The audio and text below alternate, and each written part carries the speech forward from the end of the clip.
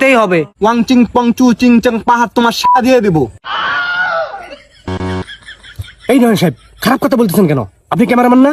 On shot আছে, বুঝতেছেন না? আপনি কুল। ঠিক আছে, আর বানানো কথা কবার কন। পাহাড় আমাদের লাগবে, পাহাড় কিন্তু উঞ্জাই তুমি আরেকবার কইলি। শালা উইরা জুইরা বইয়া বড় বড় কথা মারাও না, তখন দিন থাকবা দিছি তখন ভাগ্য কপাল। শালা নয়ন সাহেব কুল, আপনি ক্যামেরাম্যান, ভিডিও করেন। আমি প্রশ্ন করতেছি, সমস্যা নাই, হবে, একটু পরেই হবে। ওকে।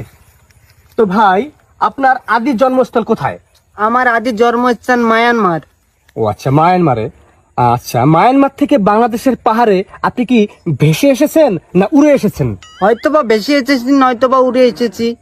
ও আচ্ছা, বুঝতে পারছি। আপনি ভেসে আসেন অথবা উড়ে আসছেন তো? হ্যাঁ আছি। আচ্ছা, বাংলাদেশের পাহাড়ে আপনাদেরকে জায়গা দেওয়া হয়েছে তো? হ্যাঁ হয়েছে। আচ্ছা, বাংলাদেশের সরকার আপনাদেরকে বাংলাদেশের নাগরিকত্ব দিয়েছে তো? হ্যাঁ দিয়েছে। এখন আমার প্রশ্ন হলো, আপনারা উড়ে এসে জুড়ে বসে কোন অধিকারে, কোন ক্ষমতা বলে পাহাড় থেকে বাঙালিদেরকে বিতাড়িত করতে চাচ্ছেন? আমরা বাঙালিদের সাথে বসবাস করতে স্বচ্ছন্দ বোধ করি না। বাঙালিদেরকে আমাদের সহ্য হয় না। বাঙালিরা পাহাড়ি মেয়েদেরকে দেখলেই বলে পাহাড়ি মাল। আমরা রাস্তাঘাটে বাইর হতে পারি না, দেখলে বলে চিংচাং পং চায় না। এটা কি কোনো কথা? যাই হোক, আমি সবকিছুই বুঝতে পারলাম। যারা এসব করে তারা বেয়াদব, তাদের শাস্তি হওয়া দরকার। তাই বলে আপনারা পুরো বাঙালি জাতিকে দোষ দিতে পারেন না এবং পাহাড় থেকে তাদেরকে বিতাড়িত করার কোনো অধিকার রাখেন না। যাই হোক, আমার নেক্সট প্রশ্ন, আপনারা পাহাড় থেকে সেনা শাসন তুলে নিতে বলছেন কেন? সেনা শাসন তুলে নিতে বলছি কারণ আমরা 1 কেজি লবণ কিনতে গেলেও আমাদের সেনাবাহিনীর পারমিশন নিতে হয়। আমাদের নিজের বাড়িতে যেতে হলেও আমাদের পারমিশন নিতে হয়। কেন? সিএসটি চট্টগ্রাম আমাদের। আমরা স্বাধীনতা চাই। পাহাড় থেকে অতি শীঘ্রই সেনা শাসন তুলে নিতে হবে। সেনা শাসন তুলে নিবো না। শালারা নিরাপত্তা কেরা দিব? তোরা দিবি? টুরিস্টদের যায় নিরাপত্তা কেরা দিব? তা বাপ দিব? শালা হাজলামি করস? হ্যাঁ, তোরা ঘরের মধ্যে যাবি, তখন অনুমতি নেন লাগবো না।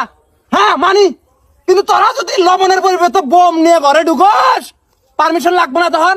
হ্যাঁ, অস্থিতিশীল পরিবেশ তোরা সৃষ্টি করতেছস কি জন্যে?